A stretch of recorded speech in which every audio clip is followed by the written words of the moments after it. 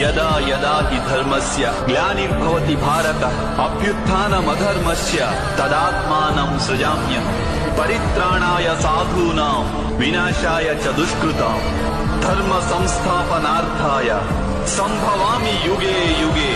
ఎప్పుడెప్పుడు ధర్మానికి హాని జరుగుతుందో, ఎప్పుడెప్పుడు అధర్మం వృద్ధి చెందుతుందో అప్పుడప్పుడు సత్పురుషులను ఉద్ధరించేందుకు, అధర్మపరుల వినాశనానికి, ధర్మాన్ని పునఃస్థాపించేందుకై నేను జన్మిస్తుంటాను. నేనే నాశనం లేని పరమాత్మను. నేనే మత్స్యావతారాన్ని, నేనే వామనావతారాన్ని, నేనే పరశురాముణ్ణి, నేనే రామావతారాన్ని కూడా. నేనే బ్రహ్మ విష్ణు మహేశ్వరులను, నేనే సరస్వతి లక్ష్మి పార్వతిని కూడా. నేను పురుషుడను కాను, స్త్రీని కాను, నపుంసకుడిని కాను. నేను శరీరాన్ని కాను, శరీర అవయవాలను కాను.